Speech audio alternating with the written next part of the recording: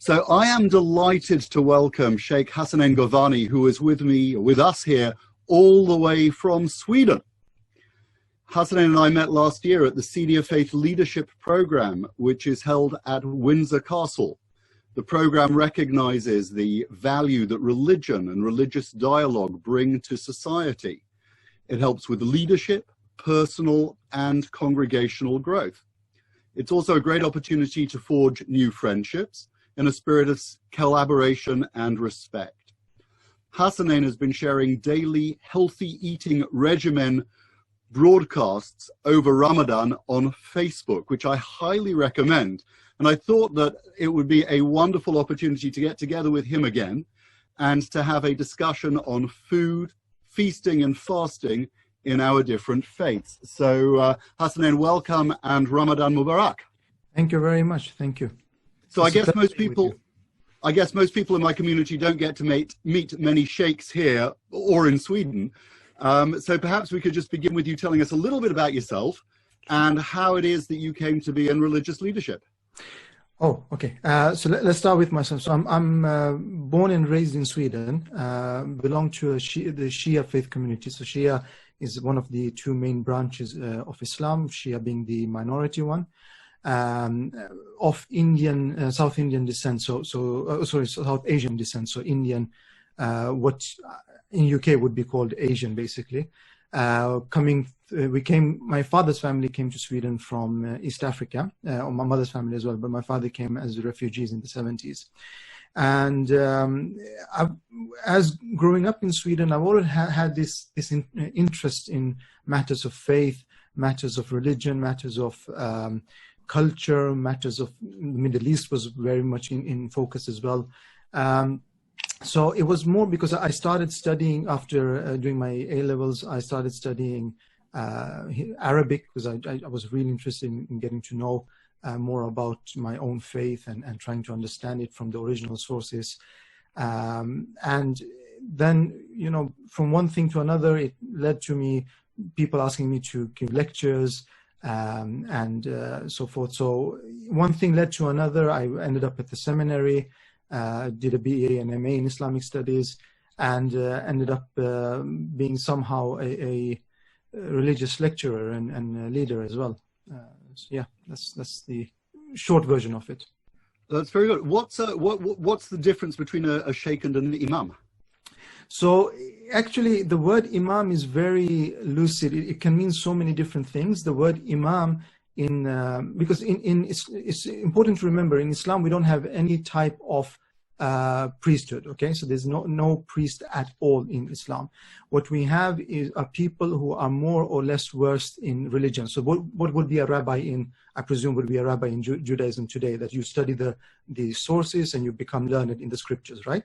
Now there are certain things which are daily rituals, like the prayers, like taking care of the dead and so forth. These rituals, anyone who knows what they're doing can do. When a person is leading the prayers, he's called an imam. Imam means leader. So anyone who is leading the prayer doesn't have to be a scholar or a learner, just as long as he knows the basics of what he's doing, he's an imam. So 5 daily prayers, anyone can be an imam. But then the word imam has been transferred to many other meanings. So an imam can be a person, especially within the Sunni community, a person who is a scholar, a person who is a leader of a community and so forth. Whereas in the Shia community, what differentiates the Shia community from the Sunni is that we believe that the Prophet Muhammad, before leaving this world, had appointed his successor. So he didn't leave this world without appointing a successor, and that successor is thus called the leader of the community. He's the imam of the community. So the majority of the Shias believe in 12 imams. So we tend not to use the word imam other than in prayers, because, okay, the one who's leading the prayers, he's the imam. But otherwise, we don't use the word imam within ourselves, because it's like, no, the imams are 12. You know, we can be teachers, we can be lecturers, we can be scholars, but we can't be imams. Unless there's a scholar who is, reaches very high capacity and is very capable, then he might be called an imam in the community, but otherwise very seldom. Well, that's very interesting, because we have an idea of a shaliach tzibur, who is the person who is leading the prayers in prayer, and that can be anybody who's religiously competent to do it. Right.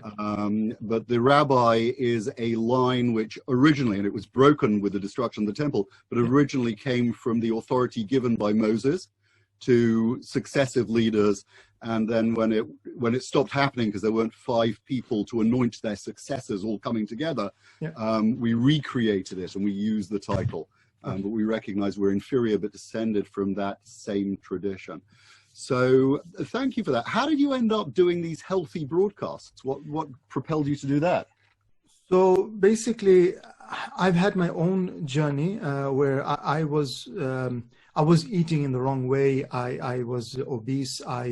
And not only obese, but I got to a point that I became very ill, potentially fatally ill.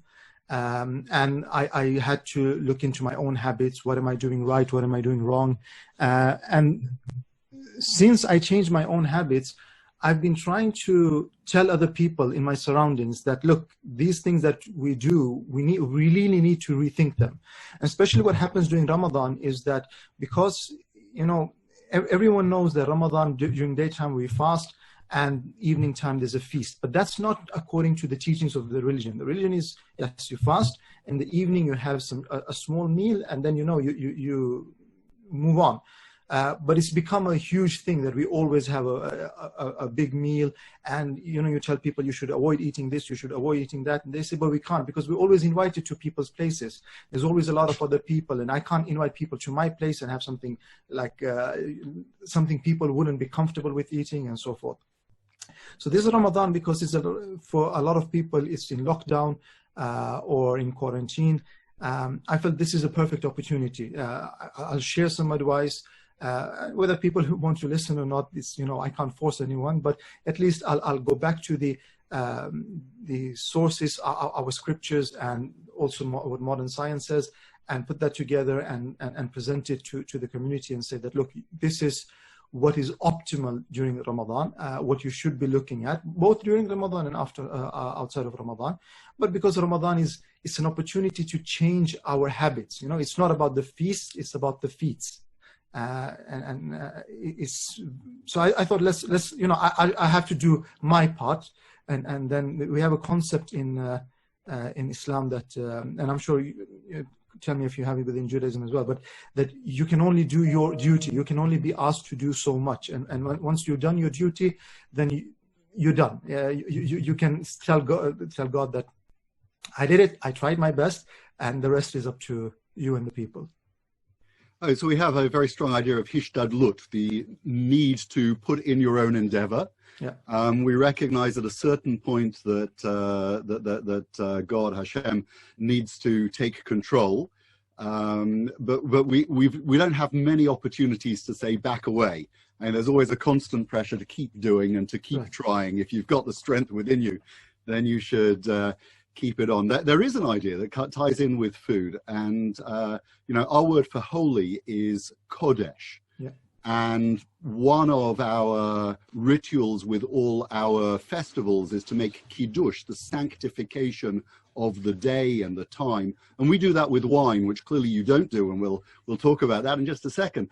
But the reason that we're given for saying kiddush with wine is it is one of those things which enables us to enjoy life, but forces us to moderate what we can do and we can't do. Apparently, if you have too much wine, it's bad for you and leads you to irresponsible action. I wouldn't know such a thing, but they tell me such a thing. So anyway, the idea is that we should moderate what we do by having just a little bit of it, and then knowing when to stop. And similarly, there's an idea that that holiness means knowing your personal limitations and not going beyond them. So is that something that you have as well? Yeah, of course, knowing your limitations is very important. As you said, we don't have wine because alcohol is completely forbidden in the Islamic tradition, although we promised a lot of wine in the life to come, but it'll be of a substantially better quality, we promised as well. So we'll see when we get there, hopefully. But no, we do have, as you mentioned, that everything needs to be in limitation. And so there's a verse in the Quran which says that eat and drink but don't be excessive. And that God doesn't love the excessive ones. So that's actually one of the imams, so to say, he says that all of medicine is summed up in this verse. Don't be excessive. Right? If you keep things within moderation, you'll be okay.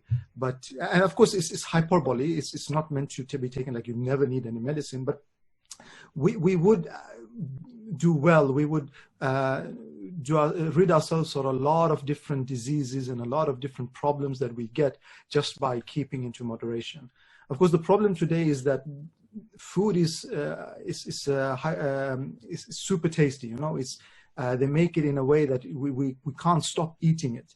I'm losing this specific word for it, but it might come back to me. And that puts a greater strain on us to actually keep things in moderation. So even from the Prophet, we have a saying that the worst thing that the children of Adam can fill, the worst container they can fill is the stomach. But now, because they have to fill it, so they should fill 1/3 with food, 1/3 with water, and 1/3 leave it for air. So again, back to moderation, you know. And then the Quran says that enjoy the good things, eat the halal, the good things that God has. Halal, I'm sure there's a kosher or something like that. Eat the good things that God has. Somebody is writing additive, but yeah, and I'm hyper palatable. The food super tasty, hyper palatable is the word that or addictive, that. But no, I was looking for the word hyper palatable. It's super tasty, basically. But yeah, so the Quran and sometimes some people say that religion teaches us not to enjoy life. But the Quran is very clear on that as well. So the Quran being the holy text for the Muslims, that you should eat and enjoy of the good things that God has provided you with. It's there for enjoyment, but as we said, in moderation. Right. So the word, the commentary on Kadoshim Tihiyu, you shall be holy in the Torah, the commentary is Lahafrish min hamotar. Prushim Tihiyu, you should be separate. Lahafrish, you should separate yourself from excess. And the word Prushim is actually the word which gives us the word Pharisee. Historically, but we need to separate ourselves from excess. And we're told that when we come to the world to come, the Almighty is going to ask us, did you enjoy my world?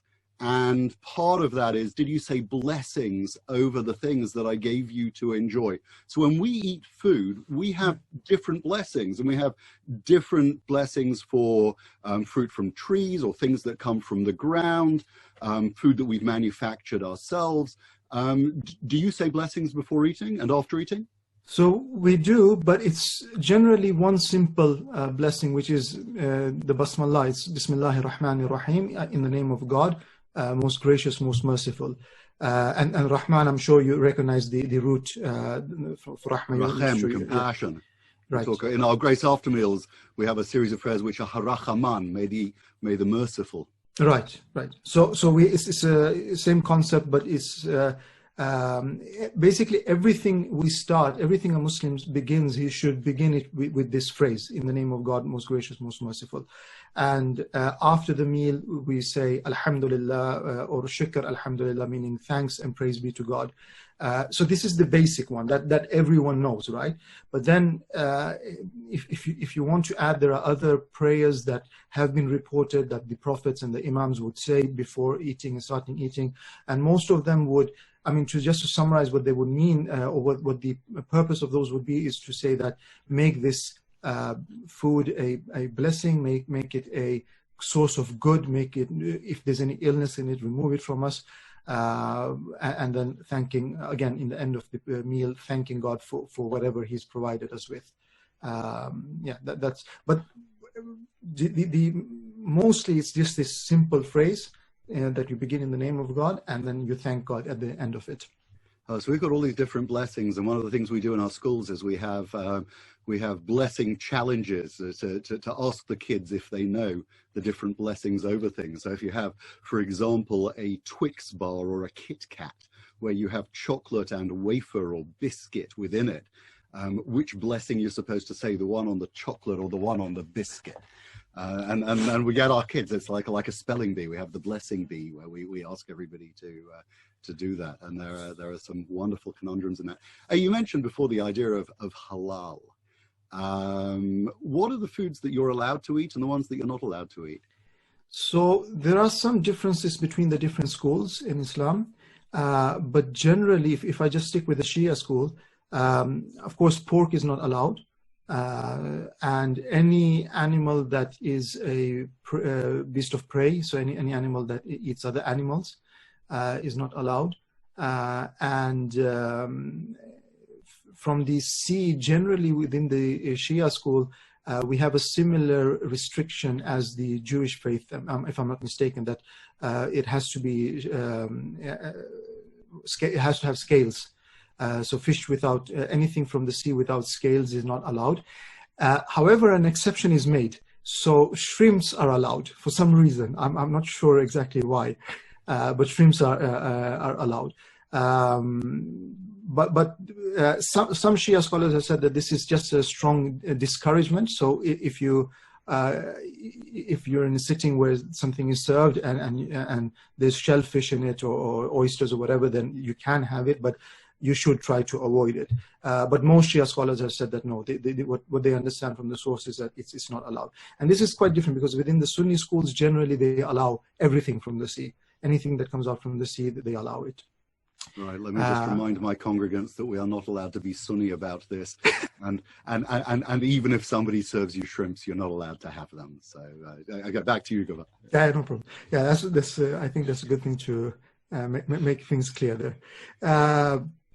But yeah, so otherwise, blood isn't allowed. Animals that have died by themselves, so even if it's a cow or a sheep or whatever, and it died by disease or something, or died by a prey animal, then it's not allowed either, unless it's by a hunting dog. But then you have to be there to get to the animal as soon as possible to slaughter it after the hunting dog has got to it. So you can have an animal which has been wounded. I'm not quite. I'm wounded by the hunting dog, for example. Yeah, so by the hunting dog, yes, because it's your own hunting dog. But if it's wounded by another animal, I'm not sure. I don't think so. I'm not gonna. That part I'm not too. Right, so we need our animals absolutely healthy before slaughter, which is why we don't even allow pre-stunning or anything like that. Yeah. So I mean, stunning is an issue for us as well in a sense, because I know the Jewish community in Sweden, they have to import the meat because in Sweden they will not allow non-stunned slaughter, and the Muslim authorities have said that it's okay. We will be okay with stunned animals. So there are Muslim slaughterhouses. I mean, generally, just as a curiosity, I stay away from eating meat because I feel that the way that the industry keeps animals is not in accordance with the divine teachings that you should, because as you said that animals should be healthy. That's, for me, that goes from the whole from birth until slaughter. It's not just about the time of the slaughter that you keep the slaughter in a correct way, but it's the whole lifespan of the animal. So I try to avoid meat unless I find that it's been reared in a ethical way. But generally, Muslim slaughterhouses are allowed to work in Sweden and so forth. So I haven't actually put myself too much into depth trying to understand what kind of animal. I mean, if there's but I think if the animal is wounded, it's okay, except for the slaughter during the Hajj, so the pilgrimage that we have once a year. The animal that is sacrificed there should not have any blemish. So that one has to be perfectly healthy and without any blemish. Right. Have you actually made Hajj and gone to Mecca? Yes, I have. What's it like? It's an incredible experience. It's millions of people. It's so much happening all the time, because there are certain rituals you have to take care of. So during that time, everyone is focused on what needs to be done. So you're all engrossed in everything that's happening. But then between the rituals, there is some time to just relax and catch your breath and so forth. And just the sheer, one of the one of the rituals is to stand at a place called Arafat, which is just a place outside of, it's just a big, huge field outside of Mecca. And everyone is clothed in white, and it's supposed to remind us of what happens at the Day of Judgment. So it's like from afternoon until evening you spend and there's nothing specific to do there, right? You can recite any supplication or recitation that you want, but there's no specific activity that has been prescribed. It's just to be there and reflect. And it's really breathtaking. You see millions of people on this field. And it's of course it wouldn't be millions of people 100 years ago. It's because of modern travel. It's just, that many people, but it's really an experience. And what's the sacrificial food that you have? So at the end of the or at the climax of the pilgrimage, you're supposed to sacrifice an animal. That animal could. If you're sacrificing for yourself, it could be a sheep or a goat. But if few people come together, then I think I'm not exactly sure of the numbers, but I think like 4 or 5 on a cow and like 15 on a camel or something. I'm not sure about the numbers, right? But it's like if you're several people, then you can share it. And if there's one person, then you go for a smaller animal or something like that. But at the end of the day, it's about, the purpose of it goes back to the Abrahamic story. So in Judaism, it's about Abraham sacrificing Isaac. For the Muslims, it's about Abraham sacrificing Ishmael. But at the end of the day, the purpose is the same, that Abraham was ready to sacrifice everything that he held dear to himself, everything that he really loved. He said that, okay, God, if this is what you want, I'll give it to you. And so the higher purpose for that sacrifice should be that, look, this is symbolic. Whatever I'm presenting as an animal here, it's symbolic for the fact that just as Abraham was ready to give up what he holds most dear for the sake of God, what am I ready to give up for God? What desires am I ready to cut off so as to get closer to God and sacrifice for God? Right. That doesn't mean sacrifice your sons, my dear. Right. We've stopped doing that as well. Yeah. The idea of sacrifice, Maimonides and some of our commentators suggest that it belonged to its era, and there was a desire to sacrifice. And what God required was that rather than us just choosing our own sacrifices and making it up as we wanted to and giving whatever came from our heart, he would define the ritual of sacrifice that we had. So we've got incredibly intricate laws about our karbanot, and the word karban has the word karov, meaning coming close, to come close to God. So we have incredibly intricate laws, but we're only allowed to do it in the temple. So at the moment that we don't have any temple and we don't even have the joy that is necessary to worship God properly, we don't have sacrifices. And so our prayers are an alternative for sacrifice. Right. So that's quite interesting, because even in Islam, the word for sacrifice is called qurban. So it's a sacrifice, and then we only have that one sacrifice, right? We don't have several sacrifices during the year. It's only that one. And even then, it's only obligatory on the person that goes for Hajj. And even then, if you can't find a sacrifice, then you can fast for 3 days and make it up in that way. Or 10. I'm not sure about the number of the days, because again, these are intricacies that I haven't. But yeah, it's 3 days during Hajj, and then a number of days when you come back. But there are other ways, but then also in the Shia tradition, whenever we do a prayer or a fast or anything, then we have to have it's called, I'm not sure if you have this within Judaism, but we have to have a niyyah, so something, or a qasd. We have to know what we are doing.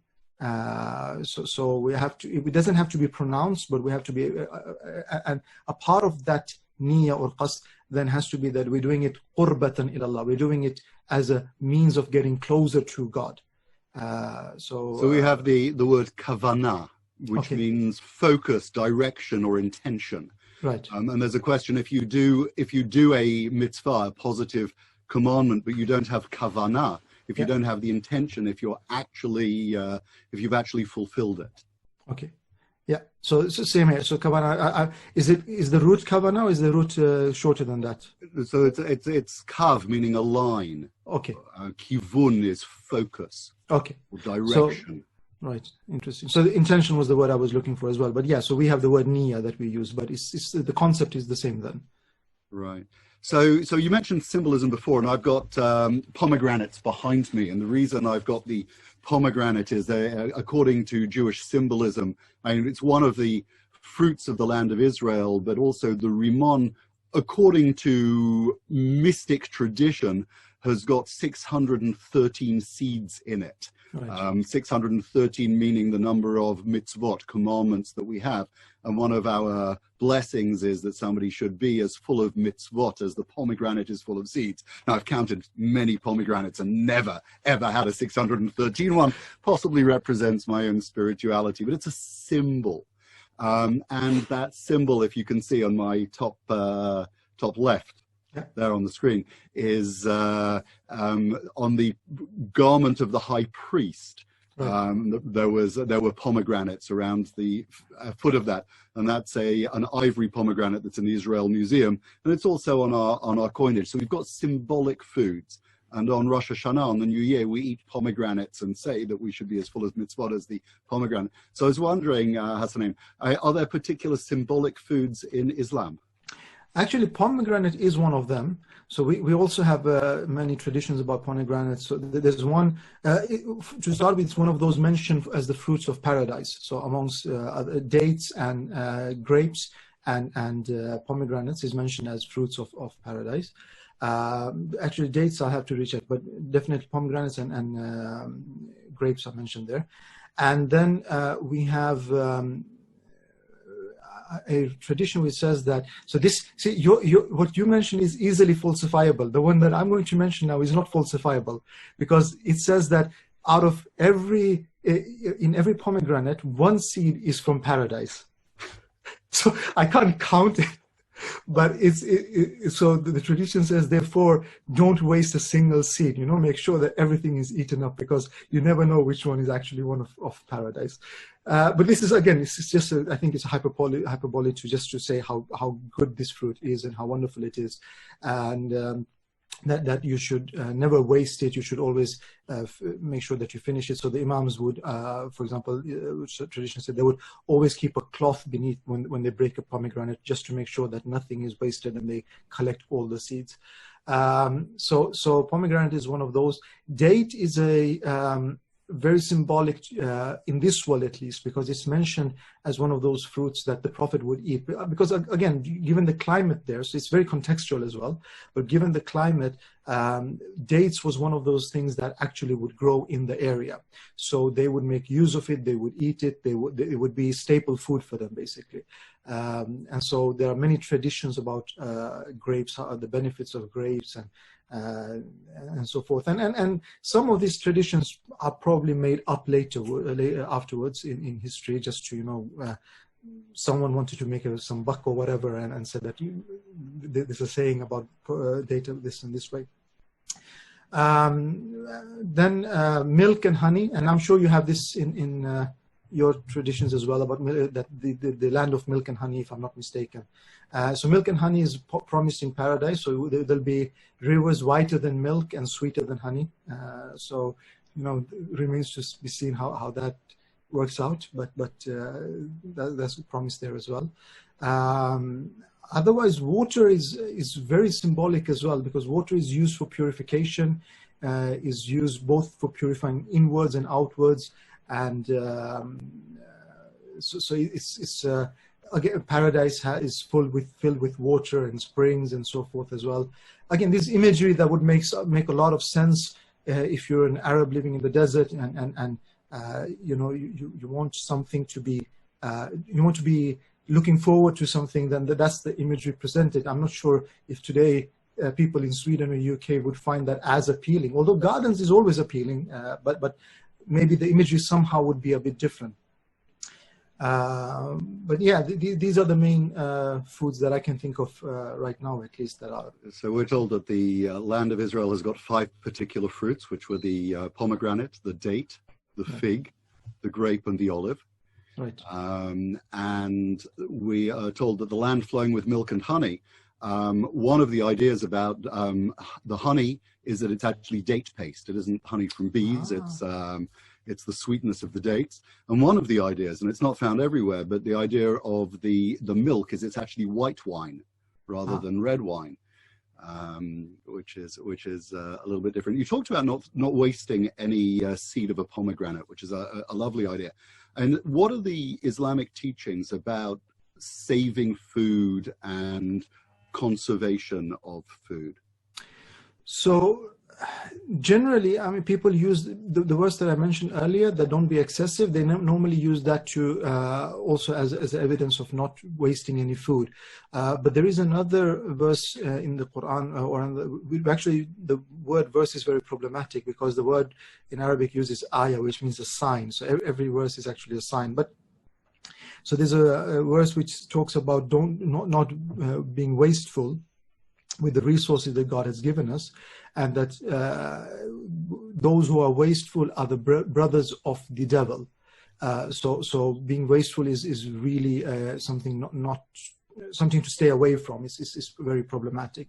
And then we have many traditions again where the Prophet and the Imams would be very discouraging of people being wasteful and not throwing away food, up to the point of water. So we have before our prayers, we need to do a physical purification with water, and so we wash our face and our hands, and that purification has to be done basically before every prayer. So there are certain things that would break the purification. You have to renew the purification.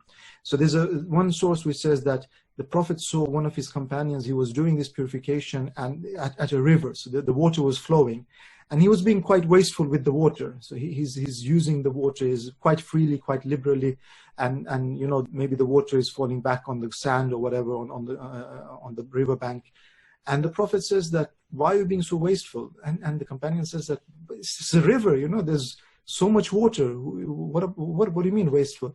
And he says, yes, but even so, if you just take what you need, and whatever is beyond that, it's just excessive. You don't need to take that, and someone else will benefit from it further down. So don't be wasteful. So even to the point of running water, you should be careful not to waste. And that hurts my heart, because I see so many people in mosques, when they're doing this purification before prayers, the tap is running on the highest level, and there's so much water being wasted. And I'm like, this is not the way purification should be done. You know, this is a spiritual purification. When you take a shower, this may be different, but this is just a spiritual purification, and you should not be wasting it. And of course, the same thing comes to food, not wasting food, and taking care of the resources that God has given to us. And even your own money. So again, we have sources telling us that you should be generous, but you shouldn't be wasteful. So, you know, you have to find a way in between, that you give out of what God has given to you. You shouldn't be niggardly. You shouldn't be holding on to your purse too much. What God has given to you, you have a responsibility to share, but don't be wasteful so that tomorrow you can't provide for your family. So, you know, you touched on areas which lead us into our laws of agriculture. Right. So our doctrine of not wasting, the idea of bal tashchit, you shouldn't wantonly destroy something, is connected with the idea we shouldn't cut down fruit trees in order to use them for timber. We should make sure that we preserve the fruit tree, and that is associated with the verse is the tree like a man of the field, that you should cut it down. You know, in war you kill people, but even in war you shouldn't cut down your fruit tree. So that's there's a very strong idea.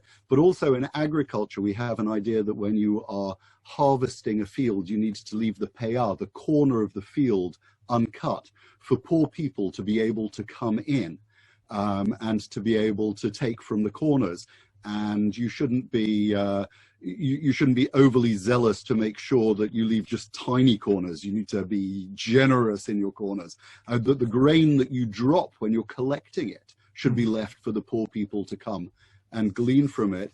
And even if you leave a sheaf of corn behind in the field, which you intended to put in the haystack, and you left it behind overnight, that is available You've forgotten it. You didn't pay attention to it. So that, Right. you know, that goes to that goes to the poor. So do you have laws of charity in agriculture? So about agriculture, I haven't read up that much because surely there are things written about it. What we have is that, of course, the mandatory charity. So there's two types of charity in Islam. There's a mandatory charity and there's a voluntary charity. So the mandatory charity is mainly actually on agricultural produce or animal livestock, and then on gold and silver as well, but mainly on these two items. So those are a certain amount of what you have for sheep or wheat or whatever you're growing and so forth. There should be a certain amount of that given away as charity. But then beyond that, charity in itself is highly recommended. As far as laws are concerned, when it comes to the recommended charity, it's not regulated as much by laws as it is recommended by regulated by ethical prescription. So, for example, there would be the idea that when you give charity, then don't keep on reminding the person that you gave charity to. Don't make it like a pain for that person. That remember the day I gave you this, or that I did this for you, right? Another would be that when you give if it's someone who is in need and that person hasn't really if there's a person with some type of honor to him, or is not a beggar as such, preferably give that person a loan and then forget about the loan, right? So don't make him feel ashamed that he's actually had to ask money from you. So rather than giving a charity, you make it into a loan. So it's more ethical prescriptions of that sort. But agriculture again, this is because it's a field that I haven't had to engage with, so I haven't looked at. Of course, about animal husbandry, there is that you should be kind to animals and take care of the animals, and not misuse them and so forth, and all these things. So one tradition says that one of the companions had brought an egg. He found a very nice looking egg and he brought it to the Prophet and he said, "Look, I found this beautiful egg." And the Prophet says, "But what do you intend to do with it?" He says, "Nothing, I just find it beautiful." And he says, "You disturb the mother of the bird because of this." So it's again not being wasteful and respecting nature goes on to all levels of societies. It's from human beings down to animals as well, that we should not use animals more than what is needed for our own survival. It's one thing to use it for survival. It's another total different thing to just go hunting or fishing or whatever it is just for the sheer pleasure of it. That's again being wasteful. Right. We've talked about feasting. Let's head into fasting for a moment. Right. Apart from Ramadan, do you have other fasts during the course of the year? So it is recommended to fast at many different points during the year. So there's no obligatory fast unless it becomes obligatory because of atonement. So what you would call kippur, I think, would be kafara for us. We would call it kafara.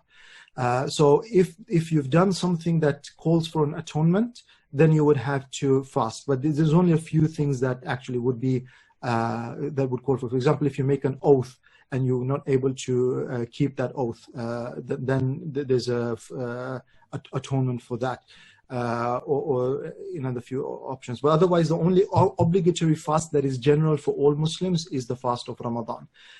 But then within the Sunni tradition, they have a fast on the 10th of Muharram. The 10th Muharram is the first Islamic calendar. And there is somehow a recollection in the Sunni tradition going back to the time when the Prophet entered Medina. So he was originally in Mecca and then he had to flee to Medina and he was invited to come to Medina, and there were Jewish people living in Medina as well. And he found them fasting and he asked them that why is it that you're fasting on this day, on the 10th of Muharram? And they said that this is the day that Israel was saved from Egypt. So because we were saved from Egypt that day, we fast on that day. Now, I'm not sure if that's something that Judaism practices still to this day. It might be that he found them fasting on Yom Kippur, and then later on they the Muslims somehow misunderstood what So this we was have about. a fast of the firstborn, where Okay. because the firstborn died in the 10th plague in Egypt. Yeah. So we have a fast of the firstborn on the eve of Passover Okay. to commemorate the fact that we were redeemed. Right. So it might be something that has to do with that. But is it a 10th of any specific month, or? It is on the 14th of 14th, Nisan. okay. But it could be because it's different calendars. It's interesting because we took the lamb on the 10th of Okay. the month. So, Right, yeah. before the sacrifice. So so we have a number of fasts during the year which are associated with atonement or the destruction of the temple, and commemorating historic events. We also have an idea of a Tanit Chalom, which is if you have a bad dream, Right. you fast. We have a Tanit Tzibur, the community coming together to fast for rain or because of some crisis. And people have actually discussed with the coronavirus at the moment, maybe there should be a Tanit Tzibur, a collective day of fasting. And other people have suggested that weakening ourselves at a time when we need the maximum resilience would be inappropriate. We also have an idea occasionally of a Tanit Dibur, which is where we don't speak for a day. Which is God putting us on mute. And people do that if they're worried that they've spoken too much inappropriately, or enjoying their life and their gossip too much. Right. And I'm if I'm not mistaken, you have a Monday, Thursday recommended fast as well? It's the period of Bahav, the second and the fifth day of the week, which is just at the moment. So people, it's to stop us having too much joy and too much food over this period of festivals, Right. a way of moderating what we eat. Right. And again, lahafrish min hamotar, to separate ourselves from excess. How does Ramadan work in Sweden? You must be you have periods where you have very long days and short nights, and short days and long nights, depending on the calendar. Yeah, so I mean, things are not now going. The last few years were quite difficult in that sense. I think the depending again, it also boils down to how we understand the sources and how to interpret the sources. But for the Shias in Stockholm, a couple of years ago, I think we were looking at almost 22 hours fasts or 21 hour fasts. And if, with the further north you go, the more difficult it actually becomes. To a point that when the scholar says that, look, when you live in a place where you can't fast reasonably, then you don't fast and you just redo it another time. Then other scholars say that no, what you do is you take an average. So you look at, for example, what's the length of fast in the Middle East, and then that's the time you try to fast. So there are different ways to look at this, but most scholars say that, look, as long as you can fast, then you fast. If you can't, then you're excused anyway. There's no reason to make it more difficult than it is. If you can fast, otherwise you're excused, and then you do your best to redo it another time. But it can go up to 22 hours, because the thing is you can only have one meal.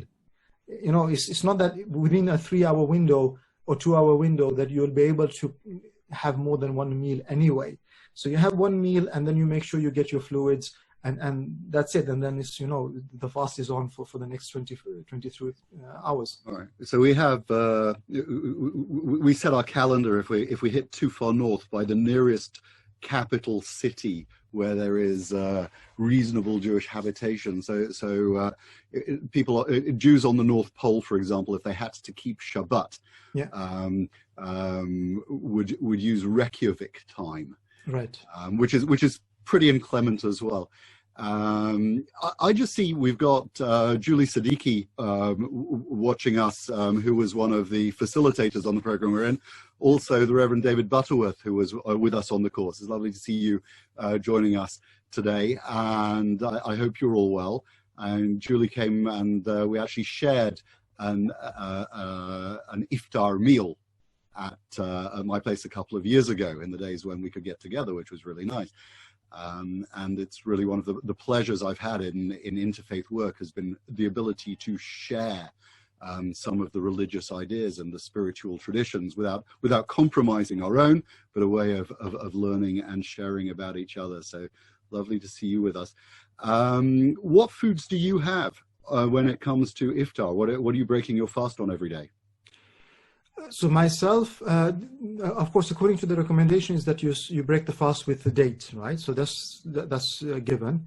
Then I try to drink some warm drink, like a warm soup, but very like a lot of water in it, because, to make sure it's mainly just that the warm water I'm after.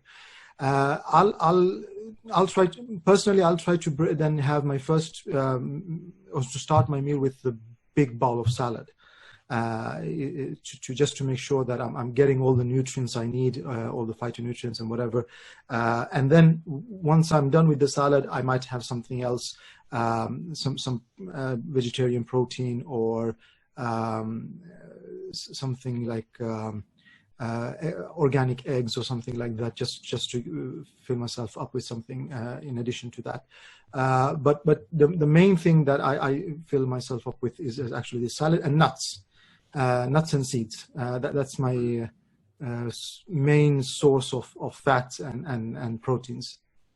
Right. If anybody has any questions for Govani, please just raise your hand on either on your screen or on the raise your hand option, which is somewhere on the thing. David, I see you waving there. I'm going to unmute you. There you are. You're unmuted. Hey. Lovely to see you again. And let me take the opportunity to thank you for all the fabulous work that you're doing in the wider community, which is really appreciated, and the stuff you've been sharing with us.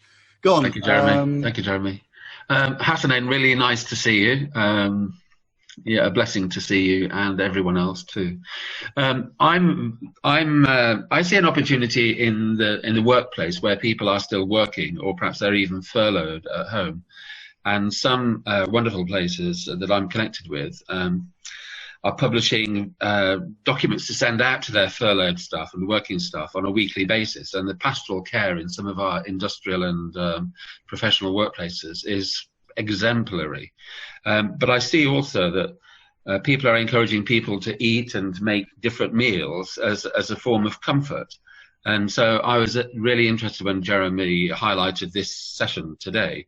And I just wonder if there are any authentic, good signposts that you could, both Jeremy and yourself, Hassanain, could signpost me to, so I can signpost them onto other places and people that I work with, who are both working and furloughed, and of different faiths and of no faith. And some of the things that you've spoken about are so much resonate with the Christian faith as well. Stuff like pomegranates and water and being kind to other people and kind to animals, etc. So good husbandry, etc. But if there's any signposts you could let us have at the end of this, that would be really appreciated, that I could forward on to various places. Right. I think there's a very powerful idea of hospitality and providing food and sharing food for people. Absolutely. And a lot of that has been happening. And one of the problems that challenges us within the community on that is the dietary laws, and some people being stricter and some people being less strict. So people receiving food that other people have prepared is occasionally very awkward. And it was interesting that Hassanain mentioned before the idea of, if you were offered shrimp, maybe in order to respect your host, you would have that.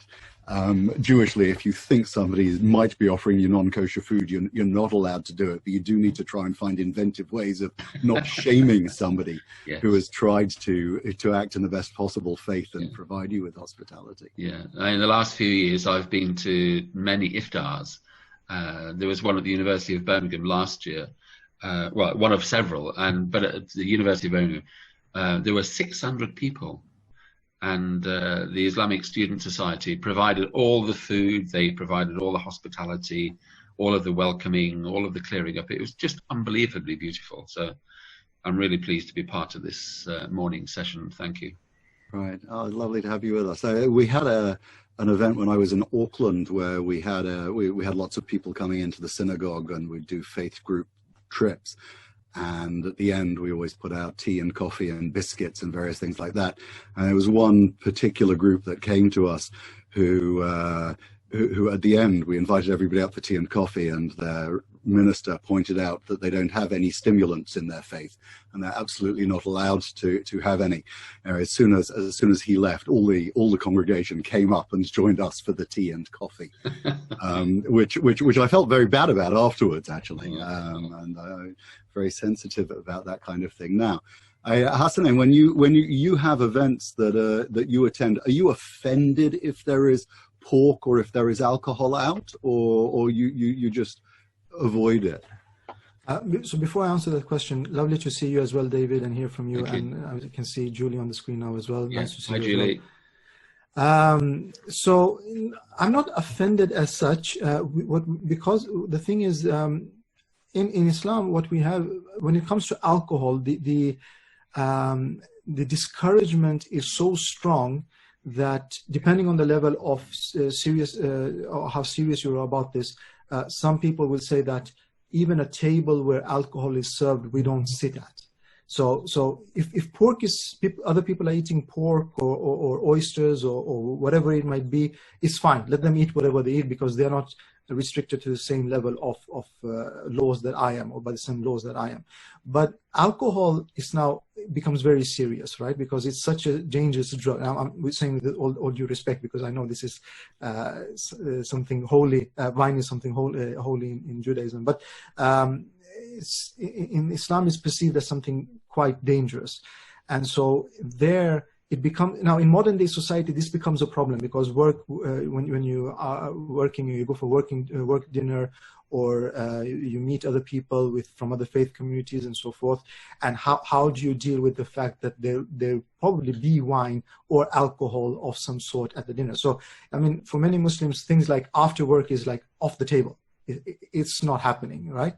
Now, I found that in most workplaces that I worked, there has been a tremendous respect for this. So, I mean, I excuse myself, and they accept it, that's fine. Or sometimes they'll say that, look, this time we'll have an event where we won't have any alcohol, so everyone can join. So there's tremendous respect in that sense as well. But of course, other people, they are not showing the same type of respect. They don't understand that, why is this so sensitive? I'm drinking, you're not drinking. Why should it be a problem for you? But I'm not offended. I have to make that clear. I mean, I understand this is the culture of the people that are the majority, the society are surrounding me. So I'm not offended by it, but it becomes something that you need to learn how to treat or how to tread along. Right. Does anybody else have any questions to ask while we're here? We have a particular sensitivity with alcohol that is with wine, that because it was used for pagan sacrifices and other cultures, we have separate laws of kashrut to do with wine, right, which are incredibly stringent, and we can only have wine that has been made by pious believers. We can't just go into the supermarket and buy regular wine. Well, they sometimes sell regular kosher wine, but you can't just go into the supermarket and buy regular wine. Yeah. You have to have specially prepared kosher wine. And it's not so much that we're worried that there might be pork or non-kosher ingredients, but because there's a spiritual connection, and we're worried it might have been dedicated to another divinity or used for other ritual. Let me take the opportunity. You're just in Sweden at the moment. How is the community coping with the coronavirus? You've got a lot of press for being a lot less rigid in the lockdown than we've been experiencing. So most faith communities closed down their facilities quite early. So that I don't think there's maybe just a handful of mosques and churches that are actually keeping open for activities. But then again, the restriction is no more than 50 people at one place, and 2 meters distance as well. So it becomes quite difficult to maintain any sort of activity that where there's a lot of people anyway. But most communities have closed down their activities. But the wider community, we don't notice it as in the same way as in many other countries, because there isn't a lockdown in that sense. We have restrictions, no more than 50 people, as I said. Try to stay away from each other as far as possible. Wash your hands, these recommendations and so forth. But you go to the shops, people are going to the shops, the gyms are open, the workplaces are open, tubes, buses. I mean, the only restriction we have is in Stockholm area, where we've been recommended to work from home if you have the possibility to. So don't go into the office if you can't. And this has actually, one of the unforeseen consequences of this has been that, because those people who drive the buses and the tubes and work in healthcare and so forth, they are all often immigrants. And they don't have the opportunity to work from home. They can't do that. And they live in smaller houses with many more generations in one house, 2 or 3 generations in the same house. And so a lot of the fatalities has been within the immigrant communities because of this. And there's been a lot of shaming on the immigrant community that you're not following the recommendations. And it's you know, it's a double-edged sword, because it's not that they're not following the recommendations, it's that they don't have the same opportunities to work from home. And so this is something that we're going to have to deal with quite a lot once the crisis is over, how to actually deal with the racism that has arisen from this, and also how to make the society more equal so that everyone has equal opportunities. Right. So Sweden has a reputation, you know, as a place. You know, you mentioned before that there is no kosher slaughter there. I mean, the Jewish community has complained about anti-Semitism there, and I know that you're involved in the Swedish Agency for Support for Faith Communities. You know, what do you find about the general environment and ambiance, and what is the work that you're doing in that? So are you outside of COVID-19 now, or just outside of COVID-19? Yeah. Yeah. So generally, in Sweden, there is from the majority society, there's a high, there's a lot of sensitivity about anti-Semitism. So even though I've experienced people from the majority society saying things that are anti-Semitic and being very anti-Semitic generally, but they will be very careful with actually saying things out loud that can be identified as anti-Semitic. It will be very hidden or so forth. Although there are some majority society people who are quite open on different forums and so forth. Generally, there is a religious illiteracy in Sweden. So people, because Sweden sees majority of society sees themselves as a very secular society, and therefore they don't realize their own religious traditions. So, you know, you talk about Christmas, you talk about Easter and this. No, but this is just a tradition we have. Yes, but that's the way religion works for most people as well. That it's a tradition. And then there might be a spiritual aspect for some people, but for a lot of people, it's about the tradition. It's about family. It's about food and so forth. And so they miss that. But so Islamophobia is really on the rise. There's crazy much Islamophobia, and it's like in newspapers. So the difference is that because of the history of anti-Semitism in Sweden, because there has been a lot of anti-Semitism in Sweden as well, it's not I'm looking for a specific word here, but you can't be anti-Semitic in public in Sweden anymore. You'll be caught immediately. Anyone says or does something that is anti-Semitic, you'll be caught. That doesn't mean that there isn't anti-Semitism, but it's just that when it's expressed publicly, then you'll be caught and you'll be ostracized in society, so to say. Whereas Islamophobia doesn't work that way. Islamophobia it's okay to be Islamophobic. It's okay to say things about Muslims and so forth. But then, of course, we do have another problem, and I don't want to go too much into detail of that, but when it comes to criticism against Israeli foreign policy, and that being mixed up with anti-Semitism, and then this is something that we have to deal with quite a lot as well, because a lot of people can't differentiate between legitimate criticism against what would be at least perceived as legitimate criticism of Israeli foreign policy and anti-Semitism, and they somehow go into each other, and that becomes very problematic, because then you have to sit down and try to explain that, look, we really have to differentiate between these two things, because it just becomes a mess out of everything if you're not able to keep two thoughts in your mind at the same time. Right, I've got a question here from Deborah. Hang on, Deborah, I'm hitting unmute.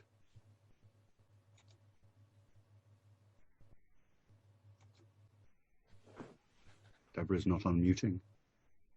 So it says, are there any foods which you are required to eat in Islam in certain circumstances? Wow, is there any required food?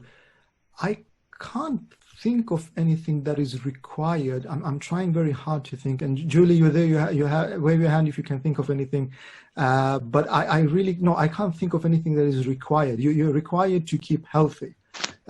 So as long as you are making sure that whatever you eat is healthy and nutritious enough, then no. No, I can't think. The only thing is again, water, because it's a purifier. But again, you're not required to drink it. You're required to use water for purification.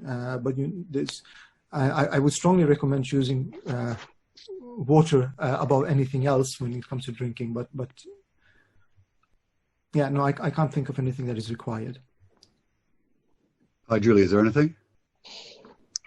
No, I think that dates would be the one food thing that I can think of that kind of unite all Muslims in terms of, because again, it's just a tradition, but it's the one thing that I can think of that everybody eats, specifically in Ramadan, but at other times of the year as well.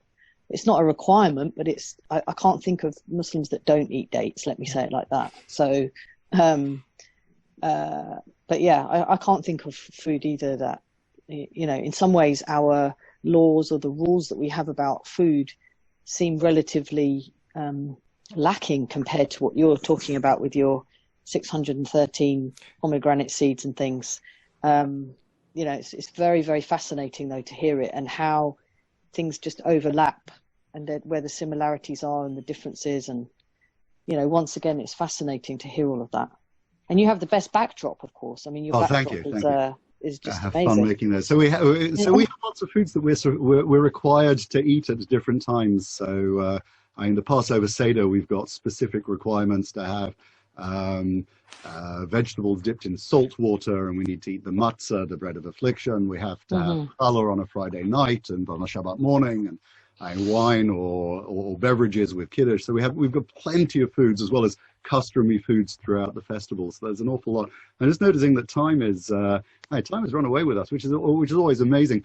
It is just in thanking Hassanain number one, and it's been really lovely to spend some time with you chatting. It's been really interesting. I'm looking forward to more such conversations.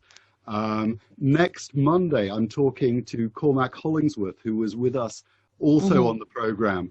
And he's one of the directors of Hope Not Hate. He spoke at Tisha B'Av in Kinloss, and he's going to be talking about online hate and conspiracy theories, particularly in the COVID environment. So please join us on Monday at 11. The program that we were on, Julie and I were brought together through the iftar that we had about 3 years ago, and that was the initiative of Stuart Levy, who was one of the graduates of the program ahead of me.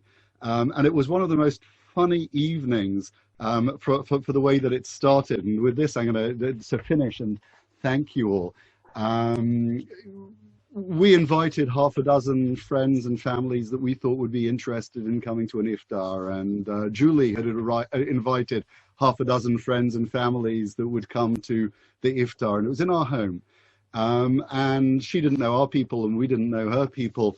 And so people were coming in, and I welcomed everybody in, and a guy came in called Mustafa, who was very friendly, and I just welcomed him in, and he came and he'd sit down at the table, and we're going around the table, and you know, the Jews are introducing themselves and the Muslims are introducing themselves, and I assumed that Mustafa had come with Julie, and Julie had no idea who Mustafa was and assumed that he had come somehow through us. Anyway, he was sitting at the table, and he'd had the food that we were just breaking the fast with. And then he's introducing himself. Anyway, Mustafa is a local Christian who had turned up and had seen the door open and was delighted to be welcomed into our home as well. So we're very much more careful now about who we let in. But hospitality and the opportunity to share dialogue is a wonderful thing, and we can benefit God and our world a whole lot better if we are prepared to open our doors and open our ears as well as opening our mouths. So it's wonderful to have spent this morning with you, and I thank you particularly, Hassanain, for agreeing to appear with me and having this conversation. I wish you and your community and all your family very well, and may the continuing of your holy month be one where Harachaman, where the Almighty and the Merciful blesses us, and may he bring us health and peace at this very difficult time. Thank you all for joining us. Can I just quickly, just two things before we finish? So I just want to clarify something about when you ask about anti-Semitism. I don't want to trivialize it, because there is anti-Semitism in Sweden. I'm not trying to say there isn't. I'm just saying that society doesn't accept it. So that's a progress, that's a win. But that doesn't mean that there isn't anti-Semitism. I just want to be very clear upon that. Right. So there's a lot of work to be done on that field still in Sweden as well. The second thing is, of course, thanking you and for having me and the community as well. And I hope that there'll be other and more opportunities for us to converse as well. And looking forward to coming back to UK and hopefully meeting the old friends from the leadership course as well. And meanwhile, remember me in your prayers as much as you can, please. Will do. Okay, thank you very much indeed. Thank you.